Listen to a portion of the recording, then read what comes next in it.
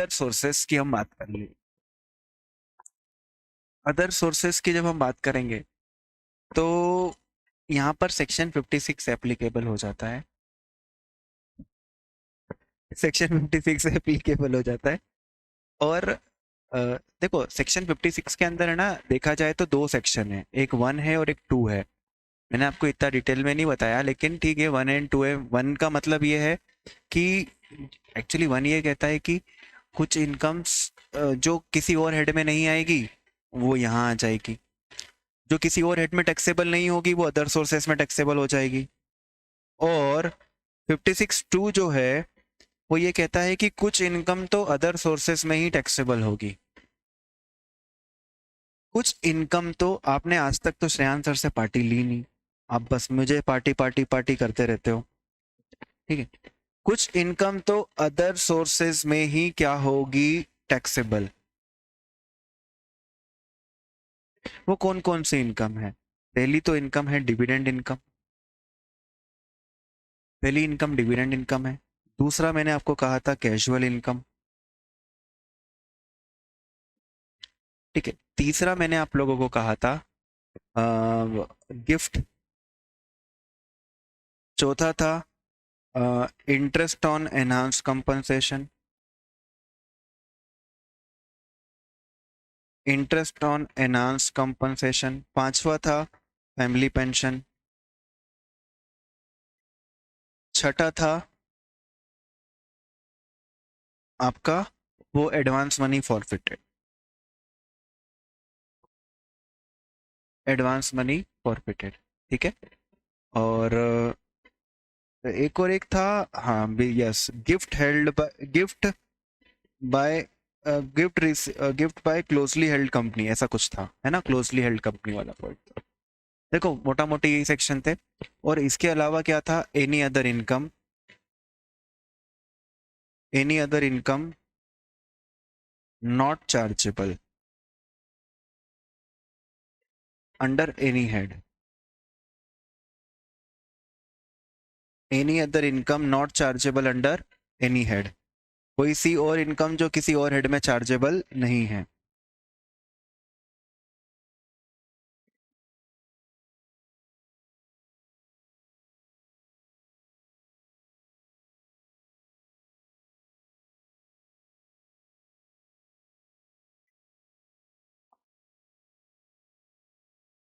देखो मेजरली यही याद रखना है आपको।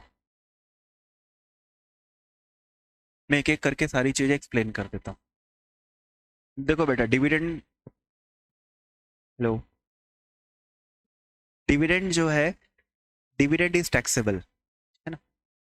Dividend is taxable taxable taxable taxable, कोई दो राय नहीं है। इंडियन कंपनी से मिले, फॉरेन कंपनी से मिले, 1 लाख का मिले 1 लाख टैक्सेबल, 2 लाख का मिले 2 लाख टैक्सेबल, कोई टेंशन नहीं है।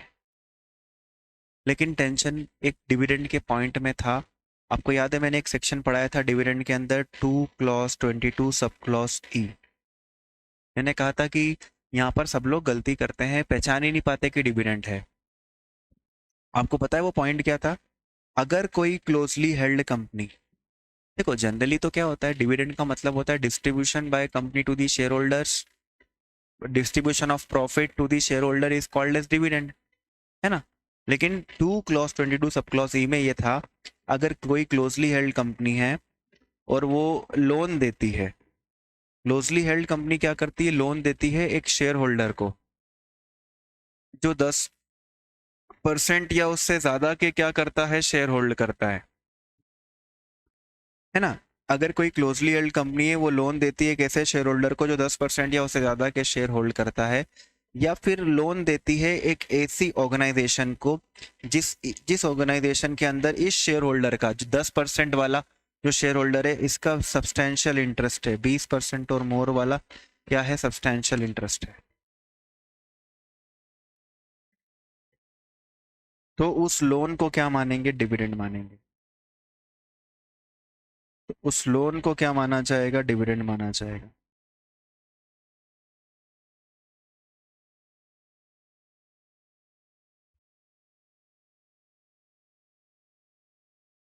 नहीं नहीं नहीं, नहीं, एक बार वापस पूछिए, क्या पूछा आपने?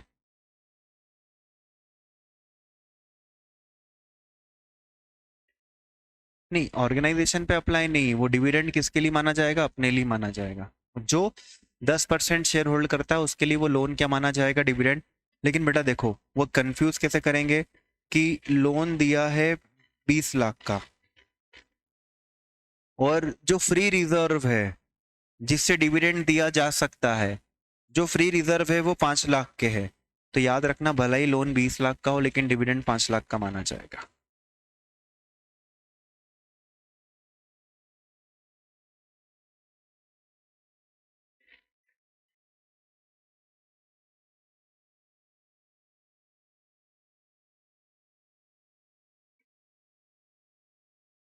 हाँ बेटा, वो बता रहा हूँ, वाला क्लॉज अभी मैंने बताया नहीं है ना, वो वाला क्लॉज बताया नहीं, बता रहा हूँ, एक सेकेंड। ओके। और है ना, एक चीज और याद रखना कि अगर अगर किसी कंपनी का मेन बिजनेस ही, अगर किसी कंपनी का मेन बिजनेस, उसके ऑब्जेक्ट लॉस में यही लिखा है कि वो लोन देते हैं, जैसे बैंकिंग कंपनी है, अगर उनका मेन बिजनेस ही लोन देना है, तो उस केस के अंदर वो डिविडेंड नहीं माना जाएगा। ठीक है। लेकिन कोई मैन्युफैक्चरिंग कंपनी है, उसने ऐसा लोन दे दिया, तो और बेटा ये बहुत साइलेंट रहेगा, पता भी नहीं चलेगा। 2 नंबर में पूछेंगे शायद तक कि अगर इंडिविजुअली पूछा, वो बोलेंगे कि XYZ प्राइवेट लिमिटेड है, वो मैन्युफैक्चरिंग कंपनी है, वो टायर मैन्युफैक्चर करते हैं, उनने एक लोन दिया है अपने एक शेयर होल्डर को जो कि 15% के शेयर होल्ड करता है। What is the treatment of the following, what is the treatment of that amount in income tax, बस। तो भैया हम क्या करेंगे, बता देंगे कि ये क्या रहेगा, उसका डिविडेंड कंसिडर किया जाएगा। ठीक है, ये डिविडेंड के रेस्पेक्ट में बात आपको याद रहेगी। नेक्स्ट बेटा, कैजुअल इनकम, मैंने आपको कहा था कैजुअल इनकम यानी lottery, betting, gambling, online games, crossword puzzle, game show, crossword puzzle, game show, ये सब क्या होती है? कैजुअल इनकम के अंदर आती है। कैजुअल इनकम के ऊपर 30% से क्या लगता है? टैक्स लगता है। ये स्पेशल रेट ऑफ इनकम है, कोई खर्चे माइनस नहीं होते कैजुअल इनकम में से, ये बात आपको ध्यान रखनी है। हमेशा ग्रॉस इनकम टैक्सेबल होती है बेटा, ग्रॉस इनकम टैक्सेबल होती है, लेकिन अगर आपको casual income,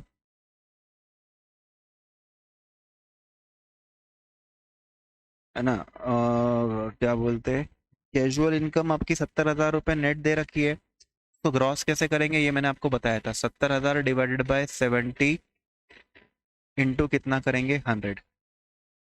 70,000 divide by 70 into 100, है ना। हमेशा ग्रॉस इनकम टैक्सेबल होती है, TDS माइनस है तो TDS को क्या करना पड़ेगा? प्लस करना पड़ेगा। देन गिफ्ट की बात थी दोस्तों, देन गिफ्ट की बात थी। गिफ्ट का क्या बताया था भैया मैंने आप लोगों को? गिफ्ट का क्या ट्रीटमेंट बताया था आपको?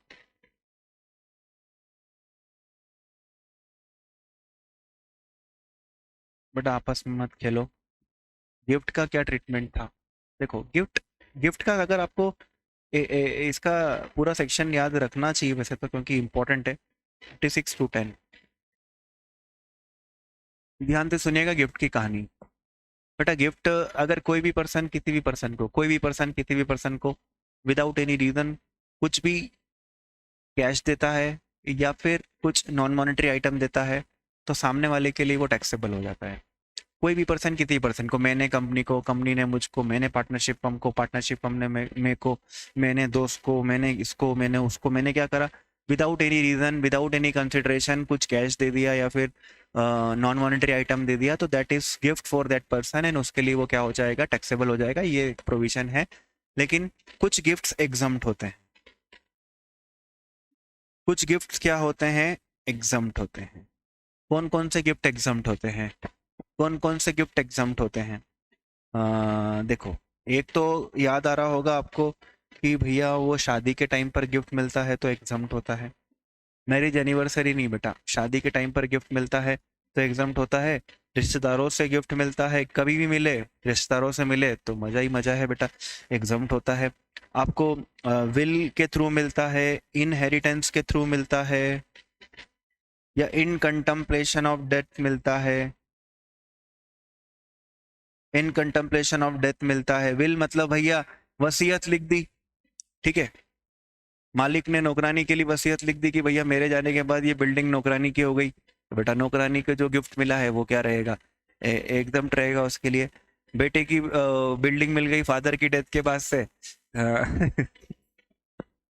बेटे की डेथ, अरे तो बेटे की डेथ की बात नहीं, फादर की डेथ के बाद बेटे को बिल्डिंग मिल गई, तो बेटा एग्जाम्प्ट है, एंजॉय करिए, है ना। इन कंtemplation ऑफ डेथ, तो कोई मरता हुआ व्यक्ति है, जैसे आपने वो पिक्चर धमाल देखी होगी बेटा, वो मर ही रहा था, उसने जाते जाते वो डब्ल्यू के नीचे पैसे छुपे ऐसा बोल दिया था, तो अगर कोई मरता हुआ व्यक्ति पैसा दे के जाता है तो वो भी क्या रहता है, एग्जाम्प्ट की डेफिनेशन में आ जाता है।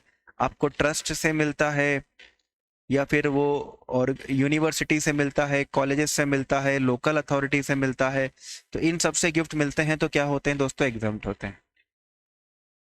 यस, है ना। तो ये सारी बातें आपको याद रखनी है, इस केस में क्या होगा, एग्जाम्प्ट हो जाएगा। हॉस्पिटल से भी गिफ्ट मिलता है तो दोस्तों क्या होता है, एग्जाम्प्ट होता है ना। यूनिवर्सिटी से गिफ्ट मिलता है तो एग्जाम्प्ट होता है, लोकल अथॉरिटी से मिलता है, और चैरिटेबल ऑर्गेनाइजेशन से गिफ्ट मिलते हैं, in contemplation of death, will, inheritance, relative marriage, exempt है। गिफ्ट तभी टैक्सेबल होता है जब वो कैपिटल एसेट होता है। गिफ्ट जब भी टैक्सेबल होता है जब वो कैपिटल एसेट होता है, तो सबसे पहले तो आपको ये बात ध्यान रखकर ढूंढ लेनी चाहिए क्वेश्चन में, क्या वो कैपिटल एसेट है या वो कैपिटल एसेट नहीं है। कैपिटल एसेट्स क्या होती है, तो आपको मैंने बताया ही था क्या होती है। जनरली मैंने तो बहुत सिंपल भाषा में आपको बोल दिया था, जिन जिन चीज़ों की वैल्यू अप्रिशिएट होती है या फ्लक्चुएट होती है, बेसिकली वही क्या होती है, कैपिटल एसेट्स होती है। तो लैंड है, बिल्डिंग है, शेयर है, गोल्ड है, सिल्वर है, पेंटिंग्स है, ड्राइंग है, स्कल्पचर्स है ना, आर्कोलॉजिकल थिंग्स है, ये सब कैपिटल एसेट्स होती है।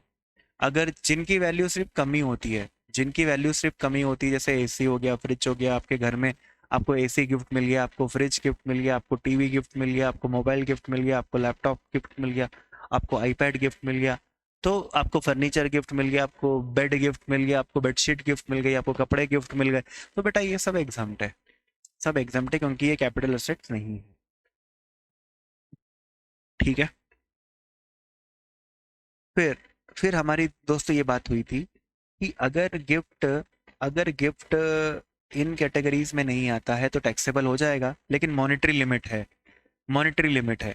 मॉनेटरी लिमिट आपको याद होगी, मॉनेटरी लिमिट के अंदर मैंने कहा था आपको, एक तो कैश कैश गिफ्ट मिलता है, तो मॉनेटरी लिमिट है 50,000 की बेटा, 50,000 पापा, 50,000 पापा है। मतलब अगर कैश गिफ्ट 60,000 का मिला तो पूरा टैक्सेबल हो जाएगा, 50,000 से ज़्यादा होगा तो पूरा टैक्सेबल है, ये बात ध्यान रखनी है, 50,000 से ज़्यादा इज कम्प्लीटली टैक्सेबल।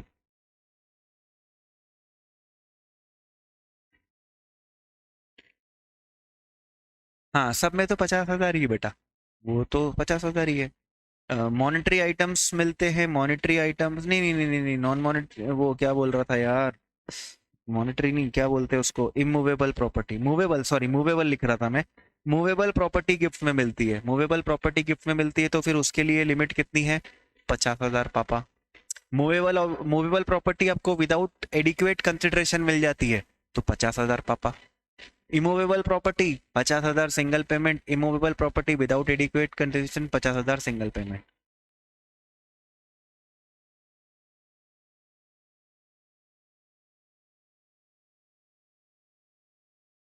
बता दूंगा, ग्रुप में आ जाएगा, मैं फिर डाल दूंगा, कल है या परसों लूंगा जी। अभी इनकम टैक्स का एक चैप्टर और बचा हुआ रहेगा, कैपिटल गेन, उसके बाद, है ना।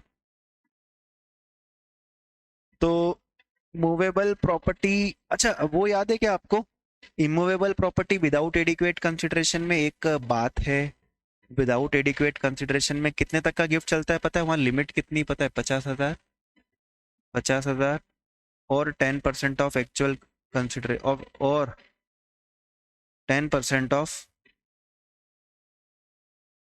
Actual consideration, whichever is lower. ये बात याद है क्या,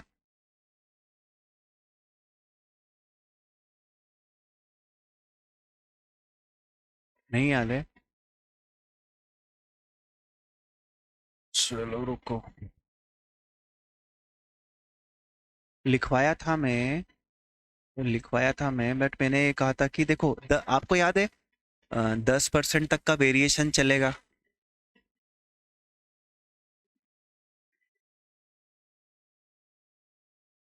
हाँ वो वहां वहां पर भी लिखवाया था ना मैंने, 43 CA में भी लिखवाया था, 10% तक का वेरिएशन चलेगा ऐसा मैंने कहा था।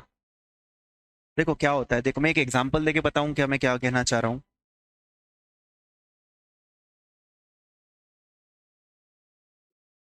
मुझे 1 करोड़ की प्रॉपर्टी, 1 करोड़ की property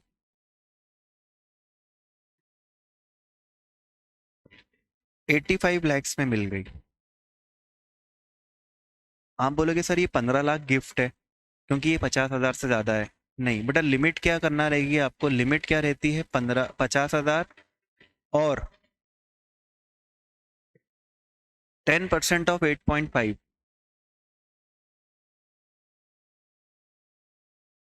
8.5 lakh, whichever is higher. तो लिमिट कितनी यूज करेंगे, 8.5 लाख। अब देखो, क्या ये 8.5, ये डिफरेंस 8.5 से ज्यादा है क्या? यस। अगर ये ज्यादा है, यानी ये 15 लाख का डिफरेंस है, तो ये 15 लाख क्या माना जाएगा, गिफ्ट माना जाएगा।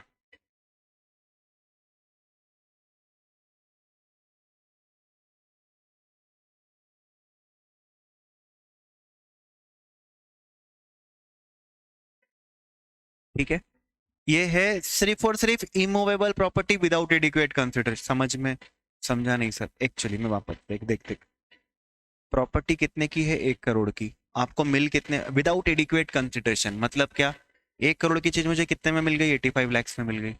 ये बताइए समझ में, 1 करोड़ की चीज you have got it for 85 lakhs। अब आप बोलोगे सर ये तो 15 लाख का फायदा हो गया, 15 लाख का गिफ्ट है क्योंकि डिफरेंस 50,000 से ज्यादा है। बेटा यहाँ लिमिट 50,000 मत लेना, लिमिट कितनी लेना, 50,000 और 10% of this consideration whichever is higher.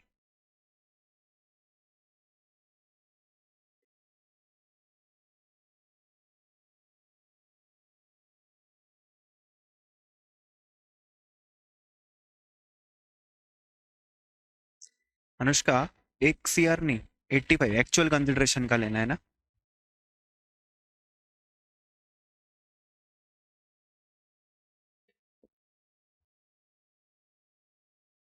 एक बार और, 1 करोड़ की बिल्डिंग आपको 85 में मिल गई, 15 का गिफ्ट देखना है हमको।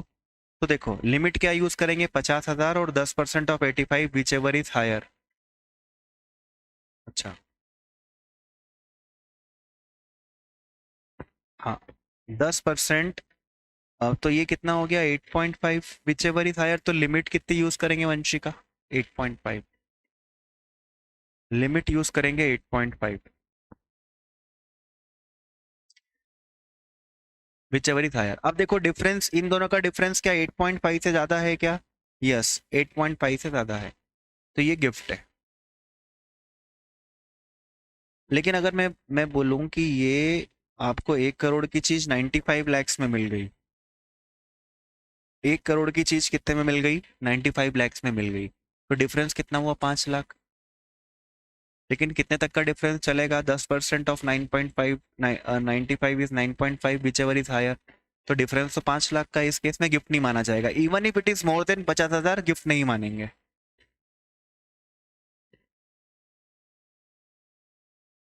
रिलेटिव में आपको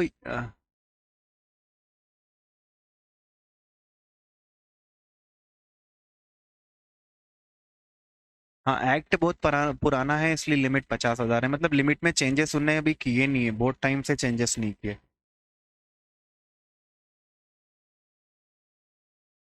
फिर मैं क्या कह रहा था बच्चों, रिलेटिव का मतलब तो आपको पता ही होगा, वो पूरा फैमिली डिस्ट्रिक्ट बनाया था हमने, वो फैमिली डिस्ट्रिक्ट आपको याद होगा। उसमें ना मेन वो साड़ू भाई वाड़ू भाई सब अपन ने साला साली पता नहीं कितनी बातें करी थी। मेन बात याद रखने की ये है, चाचा को गिफ्ट दोगे तो चाचा को टैक्स देना पड़ेगा, लेकिन चाचा, मामा, मौसी, फूफा से गिफ्ट मिलेगा तो आपके लिए एग्जम्प्ट है, लेकिन आप इनको गिफ्ट दोगे तो क्या हो जाएगा, टैक्सेबल हो जाएगा। याद रहेगी ये बात। गिफ्ट रिसीट फ्रॉम अंकल, है ना, मदर्स ब्रदर, मामा से मिला चलेगा, लेकिन मामा को गिफ्ट देंगे तो दिक्कत आ जाएगी। क्यों बताऊं, क्योंकि गिफ्ट किसको मिला है, मामा को, तो इधर रखोगे असेसी की जगह मामा को रखना, अपना जो फैमिली डिस्ट्रिक्ट है उसके अंदर मामा को रखना। मामा को गिफ्ट किससे मिला, मामा को गिफ्ट मिला बहन के बेटे से। तो मामा के लिए रिलेटिव देखना, बहन है, बहन रिलेटिव है, लेकिन बहन का बेटा कहाँ रिलेटिव है ना, इसलिए वो रिलेटिव नहीं है, तो फिर इस केस में मामा को क्या देना पड़ेगा, टैक्स देना पड़ेगा। ठीक है, ये बात थी दोस्तों किसके केस में, गिफ्ट के केस में। डिविडेंड की बात हो गई, गिफ्ट की बात हो गई, कैजुअल इनकम की बात हो गई। इंटरेस्ट ऑन एनहांस कंपनसेशन रद्दी पॉइंट है, पता नहीं स्टूडेंट फिर भी भूल जाते हैं। Interest on enhance compensation taxable होता है 50% माइनस करने के बाद। क्या बोला मैं, interest on enhance compensation taxable होता है 50% माइनस करने के बाद।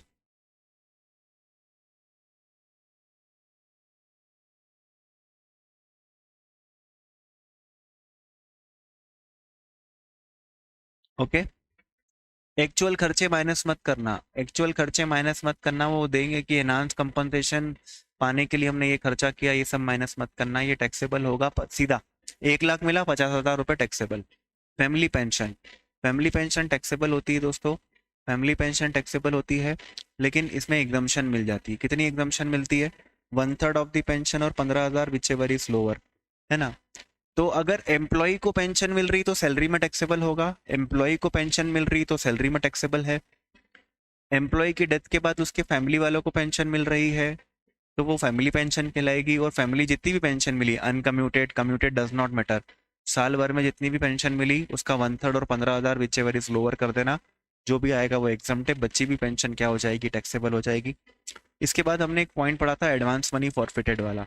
एडवांस मनी फॉरफिटेड के अंदर मैंने आपको ये बताया था कि अगर आप एडवांस मनी फॉरफिट करते हो 1 अप्रैल 2014 या उसके बाद से, आप एडवांस मनी फॉरफिट करते हो 1 अप्रैल 2014 या उसके बाद से, तो ये अदर सोर्सेज में टैक्सेबल होती है।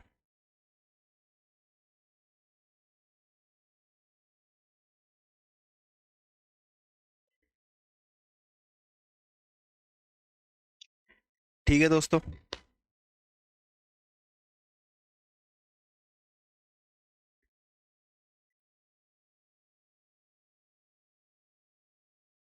फिर ये वाला पॉइंट ज़्यादा खास नहीं है, gift received by closely held company. इसमें क्या था, वो मैंने आपको कहा था ना कि अगर कोई क्लोजली हेल्ड कंपनी है और वो अपने शेयर की इशू प्राइस अपने शेयर की मार्केट वैल्यू से ज़्यादा रखती है ना। जैसे मान लो कंपनी की मार्केट प्राइस 20 रुपए, लेकिन वो इशू कितने में कर रहे हैं, नए शेयर 25 में, मतलब सोचो ना कंपनी 5 रुपए ज़्यादा ले रही है। तो ये क्लोजली हेल्ड कंपनी अगर के लिए, अगर issue price minus market value दोनों में से माइनस करने के बाद जो अमाउंट ज़्यादा है वो गिफ्ट है। तो मान लो यहाँ पर इशू प्राइस 25 है, मार्केट वैल्यू 20 रुपए है और कंपनी 1 लाख शेयर इशू कर रही है, तो ये 1 लाख इंटू 5 कितना हो जाएगा, 5 लाख। ये 5 लाख रुपए गिफ्ट गिफ्ट रहेगा किसके लिए, क्लोजली हेल्ड कंपनी के लिए। तो gift received by closely held company, ये पॉइंट है ना वेंचर कैपिटल कंपनीज पे अप्लाई नहीं होगा। This point will not apply on venture capital companies. ठीक है, तो what is gift, issue price minus market value into number of shares. ठीक है, तो डिविडेंड, डिविडेंड में वो लोन वाला बात याद रख लेना, कैजुअल इनकम में कुछ था ही नहीं, फैमिली पेंशन में कुछ था ही नहीं, इंटरेस्ट ऑन एनहांस कंपनी ने 50% माइनस कर दिए। गिफ्ट के अंदर हम लोगों ने वो देख लिया कि इन इनसे मिलता है तो एग्जाम्प्ट है रिलेटिव का मतलब, और 50,000 तक का गिफ्ट एग्जाम्प्ट होता है। और कैपिटल असेट वाली बात याद रखना कि कैपिटल असेट है ही नहीं तो फिर गिफ्ट है ही नहीं। और gift receipt by closely held company, इसके अलावा कोई भी इनकम है। एडवांस मनी फॉरफिटेड बेटा 1 अप्रैल 2014 या उसके बाद से एडवांस मनी फॉरफिट करते हैं तो वो अदर सोर्सेज में टैक्सेबल हो जाती है।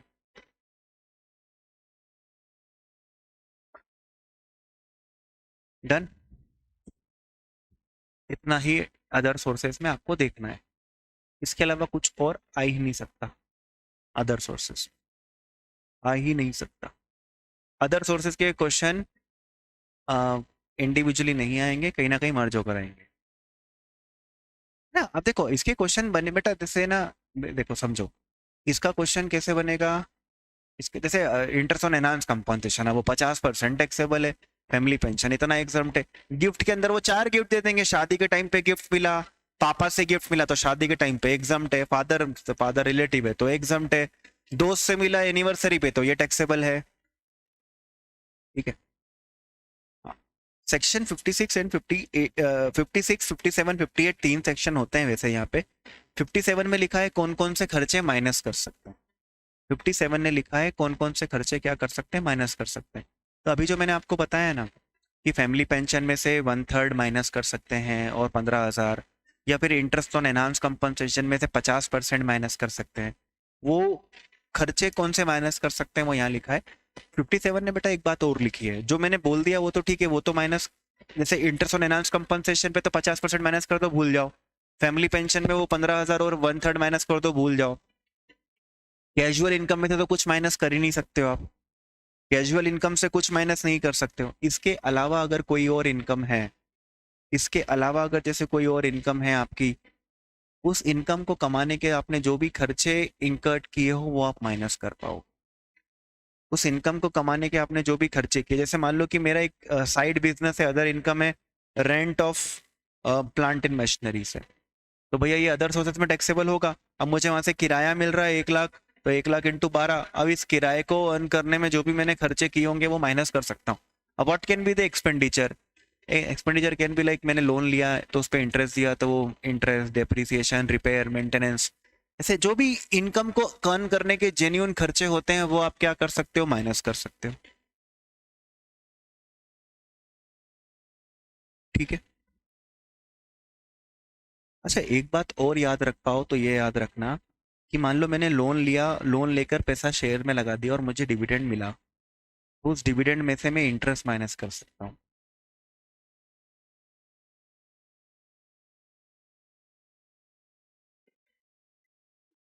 ठीक है।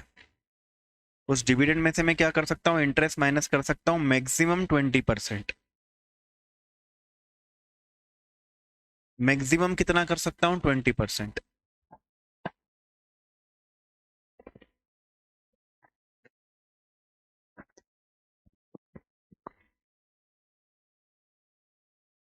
से 1 लाख का डिविडेंड मिला तो 1 लाख का 20%, 20,000 ही माइनस कर पाऊंगा मैक्सिमम।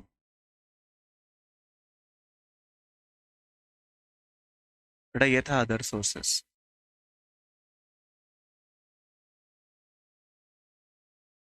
आपको कुछ पूछना हो ना तो वो आप पूछ लीजिए, जैसे एक बार मीनिंग भी बता दीजिए इंटरेस्ट ऑन एनहांस कंपनसेशन का। बेटा जैसे क्या होता है, अभी मेट्रो बन रहा है इंदौर में, तो आपने देखा होगा कि लोगों की जमीनें गवर्नमेंट ले लेती है, तो गवर्नमेंट कॉम्पनसेशन देती है।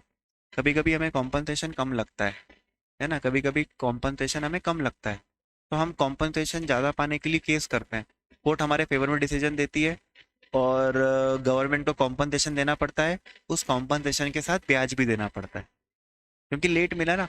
जो पेमेंट आपको 2 साल पहले मिलना था आपको 2-3 साल बाद मिला, तो वो जो ब्याज होता है वो टैक्सेबल अदर सोर्सेज में होता है, उसका ब्याज। ठीक है।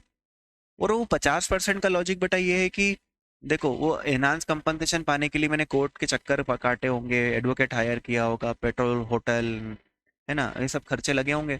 तो कहाँ गवर्नमेंट बोलती हिसाब रखोगे यार इन सब खर्चों का, जाओ 50% माइनस कर लो, ऐसा। तो फिर वो कुछ और खर्चे माइनस नहीं करने देते, बस 50% माइनस करने देते।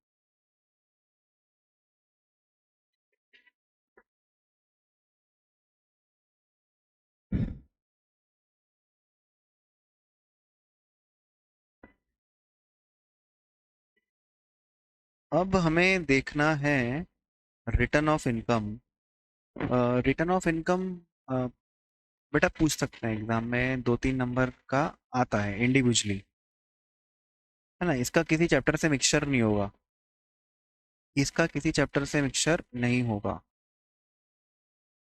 है ना। इसको मैं काफी शॉर्ट में आप लोगों को फटाफट से एक्सप्लेन कर देता हूँ। है ज्यादा डिफिकल्ट नहीं, इजी ही है।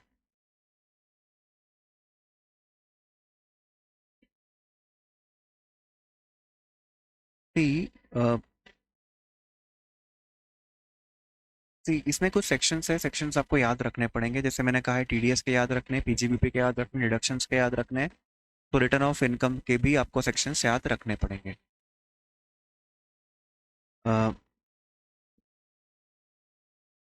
रिटर्न किन को भरना पड़ता है? एक्चुअली सेक्शन 39(1) है, 139(1) है, ये बताता है कि किन लोगों को रिटर्न ऑफ इनकम भरना पड़ता है। जैसे मैं रिटर्न ऑफ इनकम भरता हूँ, आप भरते हो क्या? आप नहीं भरते हो। आप क्यों नहीं भरते हो? क्योंकि सेक्शन में शायद ऐसा कुछ लिखा है जिसकी वजह से लोग रिटर्न नहीं भरते। ये सेक्शन काफ़ी बड़ा है, आप देखोगे 139(1) काफ़ी बड़ा सेक्शन है, मैं उसको फटाफट रीड कर रहा हूँ। हाँ, क्योंकि इनकम नहीं है। यस, वो एक रीज़न है। तो देखो, कंपनी है, कंपनी को रिटर्न भरना पड़ेगा बेटा, कंपनी को रिटर्न भरना पड़ेगा, चाहे कंपनी के पास प्रॉफिट हो या लॉस हो। जैसे अपन तो बोल सकते हैं कि आप तो बोल ही रहे हो ना, हमारी इनकम नहीं तो क्यों रिटर्न भरे। कंपनी नहीं बोल सकती, उनका लॉस भी हो या जीरो प्रॉफिट हो तो भी रिटर्न भरना पड़ेगा। पार्टनरशिप फर्म को रिटर्न भरना पड़ेगा, है ना? पार्टनरशिप फर्म को रिटर्न भरना पड़ेगा। मैं बहुत फास्ट बोल रहा हूँ, तो इसका आप रीड कर सकते हो, आप इसको, है ना, इसको अंदर रीड कर लेना। मैं मेन बात बता देता हूँ। जैसे मान लो कोई पर्सन है जिसका इंडिया के बाहर में अ, अ, थोड़ा सा टाइम जल्दी हो जाएगा ये चैप्टर, मतलब ऐसा रहेगा, टाइम ही तो टाइम लगा देगा ये चैप्टर, है ना? टाइम लगा देगा, नेसेसरी भी टाइम, इतना टाइम देने लायक है भी नहीं एक्चुअली। तो कंपनी को रिटर्न भरना है, पार्टनरशिप फर्म को रिटर्न भरना है। दूसरी बात ये कि अगर कोई पर्सन है जिसका इंडिया के बाहर में कोई बैंक अकाउंट है, इंडिया के बाहर कोई बैंक अकाउंट है, या इंडिया के बाहर कोई उसके पास घर है, जमीन है, कुछ भी, या फिर इंडिया के बाहर उसका किसी अकाउंट में साइन करने की अथॉरिटी है उसके पास, है ना, जिसके पास मतलब फॉरेन असेट्स है, फॉरेन अकाउंट है, बैंक अकाउंट है, उन लोगों को रिटर्न भरना ही पड़ेगा, चाहे चाहे आपके इनकम हो या इनकम ना हो।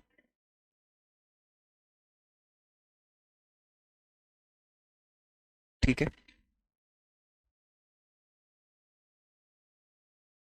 तो किसी वो क्वेश्चन में बोल देंगे कि भैया एक फलाना पर्सन है, उसका इंडिया उसका स्विस बैंक में अकाउंट है, इसको रिटर्न भरना ही पड़ेगा। लेकिन ये पॉइंट किसके ऊपर अप्लाई हो रहा है? रेसिडेंट, ROR पे, ROR पे अप्लाई होती है। अगर कोई रेसिडेंट एंड ऑर्डिनरी रेसिडेंट है और उसका फॉरेन अकाउंट या फॉरेन असेट्स है तो उन्हें रिटर्न भरना ही पड़ेगा। देखो, NR के तो हो ही सकते हैं ना बेटा, NR का फॉरेन अकाउंट होगा ही क्योंकि बेचारा बाहर रहता है। RNOR का भी अकाउंट हो सकता है, लेकिन किसी रेसिडेंट के पास ऐसा हो कि जो ऑर्डिनरी रेसिडेंट है लेकिन उसका जनरली देखा नहीं जाता ना कि ROR का इंडिया के बाहर कोई असेट्स हो या अकाउंट हो या कोई साइनिंग अथॉरिटी हो, या किसी चीज में वो बेनिफिट, किसी असेट का वो ऑनर हो, या फिर वो किसी का बेनिफिशियरी हो। जैसे मान लो कि इंडिया के बाहर कोई ट्रस्ट बना दिया, लेकिन उस ट्रस्ट का बेनिफिशियरी ये इंसान है, तो बेटा इसको तो रिटर्न भरना ही पड़ेगा।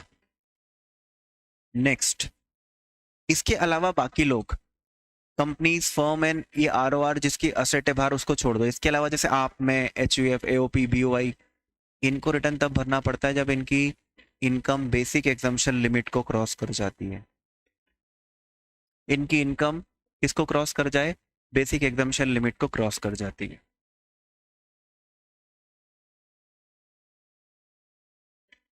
Now what is basic exemption limit बेटा? What is basic exemption limit? जैसे 2.5 लाख है, तो आपसे कोई आके पूछेगा मेरी इनकम 2,30,000 है, तो क्या मुझे रिटर्न भरना चाहिए? आप बोलना बेटा इनकम तो है लेकिन, इनकम तो है लेकिन रिटर्न भरने की जरूरत नहीं है। बेसिक एग्जम्पशन लिमिट या तो 2.5 लाख होती है, या तो फिर कितनी होती है, 3 लाख होती है, या फिर 5 लाख होती है, depending upon the as.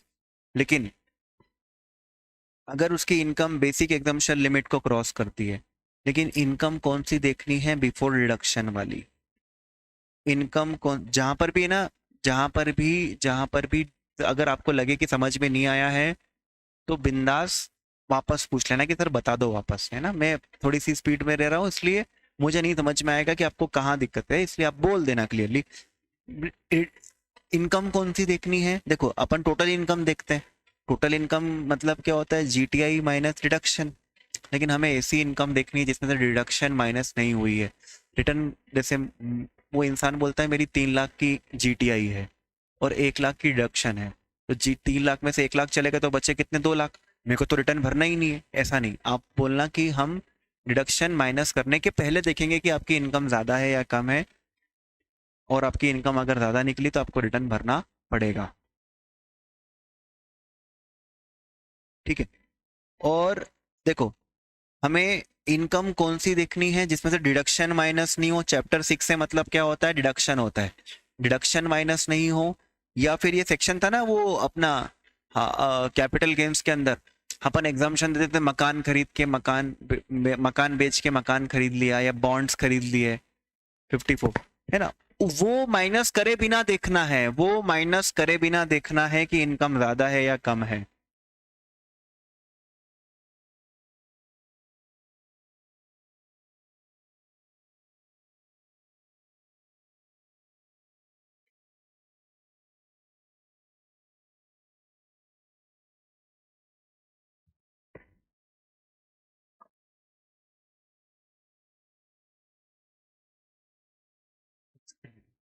PDF डाल दूंगा बेटा ये, फिर मैं दोनों की डाल दूंगा, डिडक्शन की और इसकी।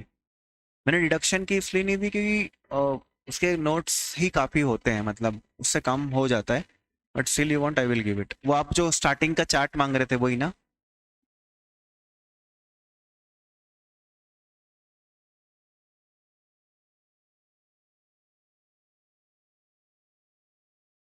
ठीक है। सो वो, ठीक है, मैं वो दे देता हूँ आपको।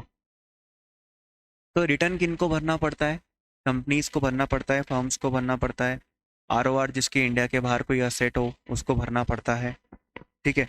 फिर जिनकी इनकम ज़्यादा हो, ये चीज़ माइनस करने के पहले, चैप्टर 6 और डिडक्शन ये माइनस करने के पहले उनको रिटर्न भरना पड़ता है।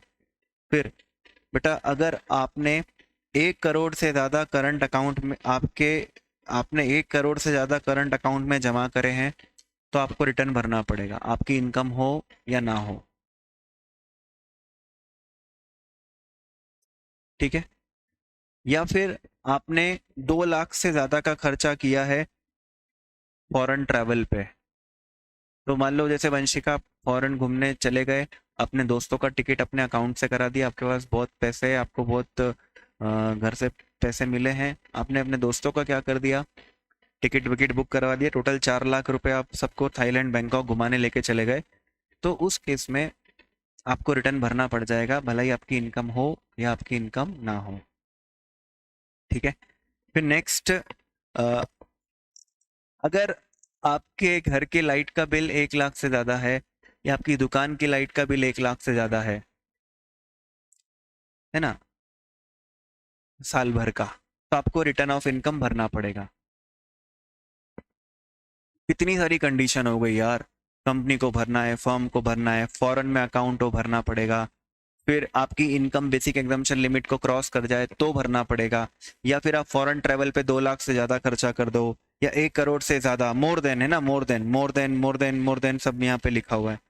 और एक्सपेंडिचर इंकर्ड कर दिया 1 लाख से ज़्यादा टुवर्ड, तो वो आएगा बेटा, सब साल भर का है, साल भर का टोटल मिला के।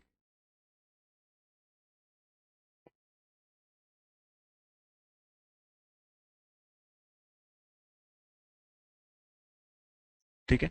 साल भर में आपने 2 लाख से ज्यादा, साल भर में आपसे, है ना, ये लिखा ना ड्यूरिंग दी प्रीवियस ईयर, सबका मिलाकर नहीं बेटा, ये सब अलग अलग पॉइंट है, ये अलग अलग पॉइंट है, इनका मत मर्ज करना। लेकिन 2-3 ट्रैवल कर ली, आप हर हफ्ते कभी थाईलैंड जाते हो, कभी बैंकॉक जाते हो, कभी बाली जाते हो, कभी चाइना जाते हो, कभी सिंगापुर जाते हो, आप ऐसा करते रहते हो, आप इतनी मस्ती करते हो, तो आपको रिटर्न भरना ही पड़ेगा।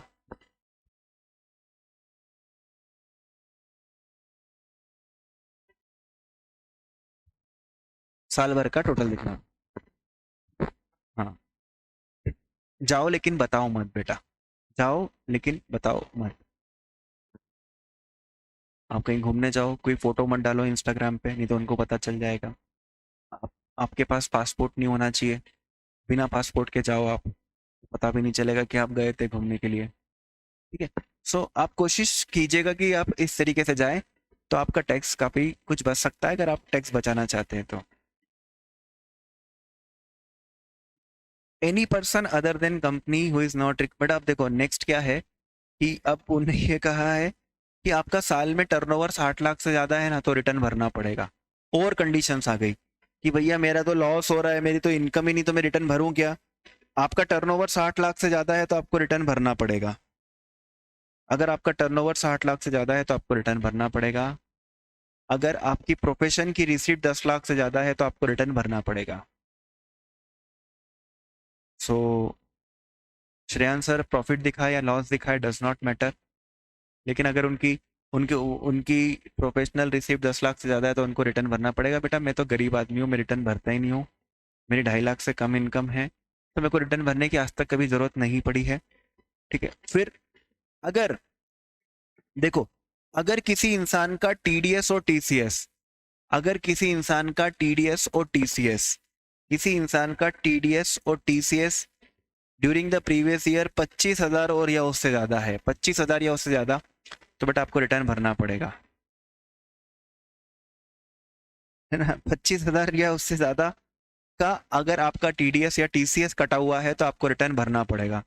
बाप रे, कितनी लिमिट याद रखोगे? 2 lakh foreign travel, 1 lakh electricity, 1 crore current account में जमा करे, 60 लाख से ज़्यादा टर्नओवर, 10 लाख से ज़्यादा प्रोफेशनल रिसिप्ट, फिर 25,000 या उससे ज़्यादा का टीडीएस या टीसीएस कटा है। ठीक है, अगर बड़े हैं मतलब बुजुर्ग है, बुजुर्ग है तो फिर उस केस में 50,000 तक छूटे जाओ, जाओ 50,000 तक का चलता है, टीडीएस कटा भी हो तो कोई दिक्कत नहीं है।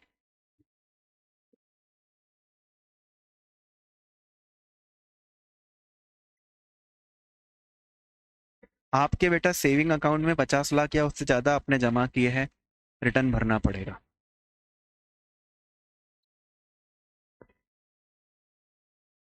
ज़्यादा मतलब का प्रोविजन नहीं है। जो इंसान अपने सेविंग अकाउंट में 50 लाख, ये देखो ये सेविंग अकाउंट है, ये करंट अकाउंट है।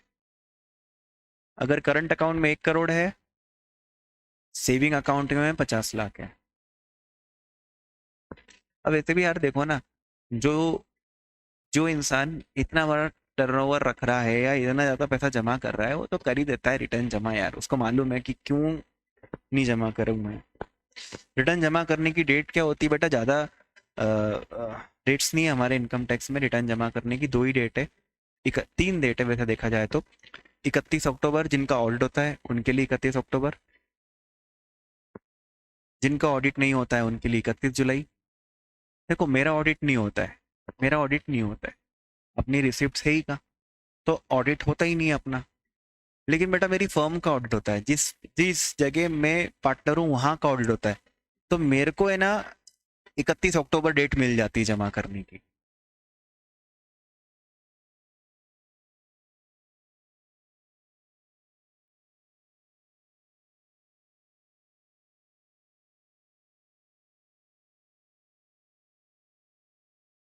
समझे आप मेरी बात?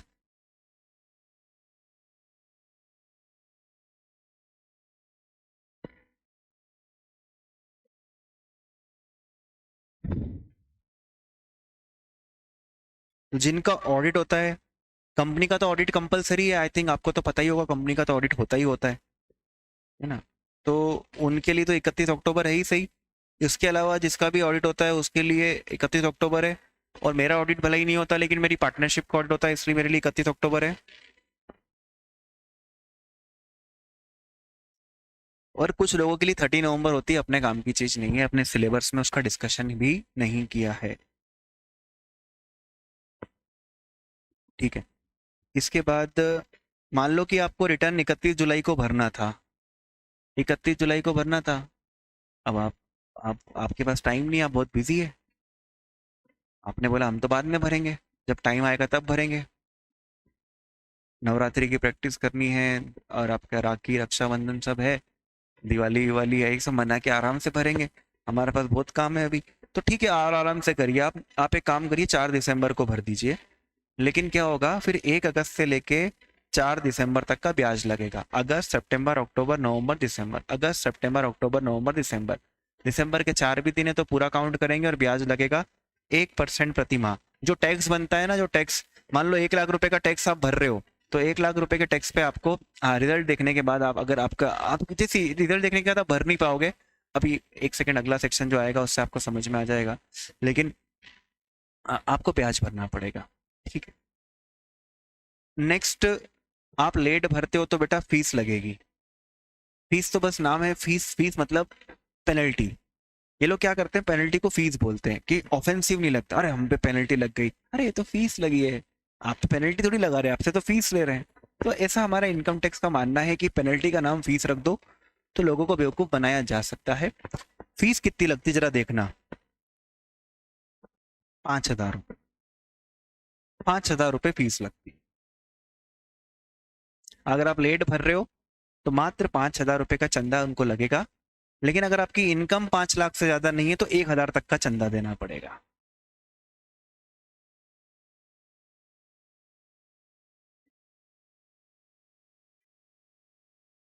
बस कोई आपसे आके पूछ ले कि मेरी इनकम तो 3 लाख है, मेरे से भी 5,000 रुपये लेंगे क्या? हाँ तो बेटा लेंगे। लेकिन गवर्नमेंट ने बोल दिया जाओ यार, छोड़ो छोड़ो, एक्सेप्शन। एक्सेप्शन 5,000, 5 लाख तक है ना तेरी, नहीं लेंगे। 5 लाख है तक, 6 लाख तेरी कमाई है, 5,000 रुपये का चंदा लगेगा। 5,000 रुपये का लिफाफा सरकार को दोगे तो ही आपका रिटर्न एक्सेप्ट होगा, नहीं तो वो बोल देंगे जाओ, नहीं करते। नेक्स्ट। अच्छा अभी मैंने आपको क्या बताया कि जैसे आप और हम रिटर्न कब भरेंगे, जब हमारी इनकम बेसिक एग्जम्पशन लिमिट को क्या कर जाए, क्रॉस कर जाए। जनरली तो ऐसा ही होता है। मैं तो फॉरेन ट्रेवल किया ही नहीं हूँ, मैंने अपने अकाउंट में इतने पैसे जमा किए ही नहीं है, मेरा लाइट का बिल इतना आता ही नहीं है, तो मैं और किसी कैटेगरी में आता ही नहीं हूँ बेटा। आता हूँ एक कैटेगरी में आता हूँ, एक कैटेगरी में मुझे रिटर्न भरना ही पड़ जाता है। उसका रीज़न ये है कि मेरा टीडीएस और टीसीएस बहुत ज़्यादा कट जाता है, मेरा टीडीएस बहुत कटता है, तो उस वजह से मुझे क्या करना पड़ता है, रिटर्न भरना ही पड़ता है। एकेडमी से जो पेमेंट आता है उस पर टीडीएस कटता है, तो मुझे रिटर्न अपना भरना पड़ जाता है। बेसिक एग्जामिशन लिमिट भी मैं मजाक कर रहा था, वो भी क्रॉस हो जाती है, तो मुझे उस रीज़न से भी भरना पड़ जाता है। लेकिन अब मान लो मुझे लॉस हो गया, नाटा से कमाई हुई, शेयर ट्रेडिंग में लॉस हो गया, तो भैया इतना लॉस हुआ कि नाटा की कमाई जीरो हो गई, तो क्या मुझे रिटर्न भरना है कि नहीं भरना है? वो टीडीएस वाला क्लॉज है तो मुझे भरना ही पड़ जाएगा। लेकिन मान लो वो टीडीएस वाला क्लॉज मेरे पे एप्लीकेबल नहीं है, लॉस का रिटर्न भी भरना पड़ेगा। अगर आप लॉस को कैरी फॉरवर्ड करवाना चाहते हैं, आप लॉस को कैरी फॉरवर्ड करवाना चाहते हैं तो हमें से करवाना पड़ेगा।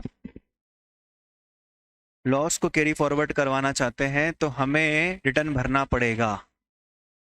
लेकिन दो लॉसेस ऐसे हैं बेटा जिनको कि बिना बिना रिटर्न भरे भी कैरी फॉरवर्ड किया जा सकता है, वो है हाउस प्रॉपर्टी का लॉस और अनएब्सॉर्ब डेप्रिसिएशन। हाउस प्रॉपर्टी का लॉस और अनएब्सॉर्ब डेप्रिसिएशन।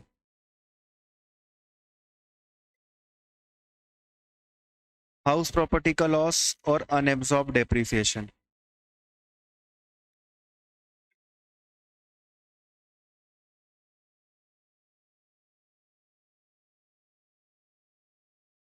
ठीक है,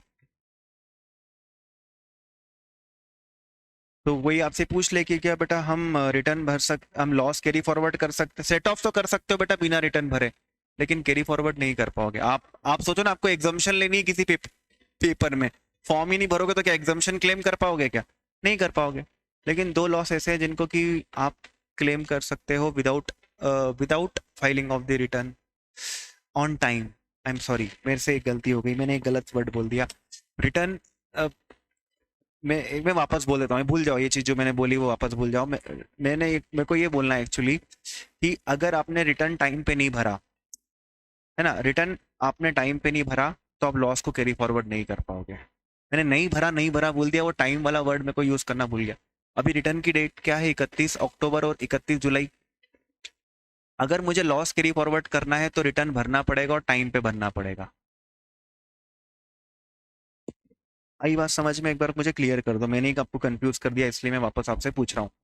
मैं ये बोल रहा हूँ कि लॉस तभी कैरी फॉरवर्ड होंगे, लॉस तभी कैरी फॉरवर्ड होंगे जब आप रिटर्न टाइम पे भरोगे। वहां पर ये बिलेटेड वाला टाइम नहीं है, ये भैया 5,000 की फीस ले लो चलो, ये सब नहीं होगा, टाइम पे भरना पड़ेगा। लेकिन दो लॉस ऐसे हैं जिनको टाइम पे भरे बिना भी कैरी फॉरवर्ड कर सकते हैं, वो है हाउस प्रॉपर्टी लॉस और अनएब्सॉर्ब डेप्रिसिएशन। ठीक है, ठीक है। वो मेरे से टाइम वाला वर्ड में भूल गया ना, रिटर्न नहीं भरा, रिटर्न रिटर्न वाली बात नहीं है, वो टाइम वाली बात है। अच्छा हमसे सब हमसे हम लेट हो गए तो हम क्या करें, कब तक भर सकते हैं? भर सकते हैं, दिसंबर तक भर सकते हैं बेटा। जैसे आपका प्रीवियस ईयर क्या है, 22-23, असेसमेंट ईयर क्या है? 23-24। तो आप रिटर्न कब तक भर सकते हैं? 31 दिसंबर 2023 तक। दिसंबर के बाद भर ही नहीं पाओगे बेटा बिलेटेड रिटर्न।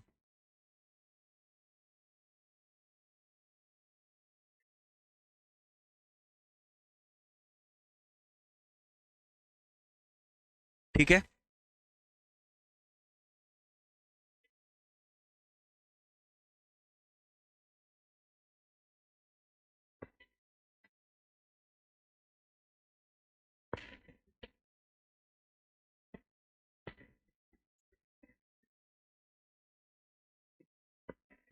नेक्स्ट है, रिटर्न में गलती हो गई तो कब रिवाइज कर सकते हैं? रिटर्न में गलती हो गई तो कब तक रिवाइज कर सकते हैं? जैसे मैंने भर दिया रिटर्न और उसको चेंज करना हो तो कब तक चेंज कर सकते हैं? तो बेटा आपसे कोई पूछे तो बोलना कि देखो 31 दिसंबर तक फाइल कर सकते हैं, 31 दिसंबर तक फाइल कर सकते हैं, और नहीं सॉरी, 31 जुलाई और 31 अक्टूबर तक तो अपन ओरिजिनली फाइल कर सकते हैं, लेकिन लेट कब तक कर सकते हैं? 31 दिसंबर तक। रिवाइज कब तक कर सकते हैं? 31 दिसंबर तक कर सकते हैं। ठीक है बेटा, यहाँ तक मैं आपको आज बताता हूँ, यहाँ तक। इसके एक दो प्रोविजंस और है, वो नेक्स्ट क्लास में जब मैं आपको कैपिटल गेन रिवाइज कराऊंगा तो पहले ये करवा दूंगा। ठीक है।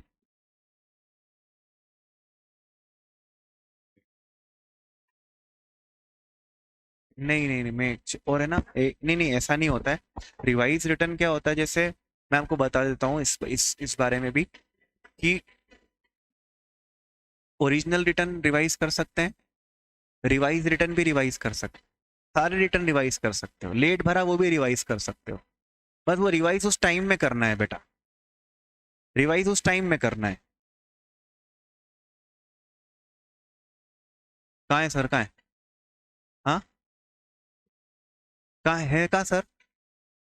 हाँ ठीक है।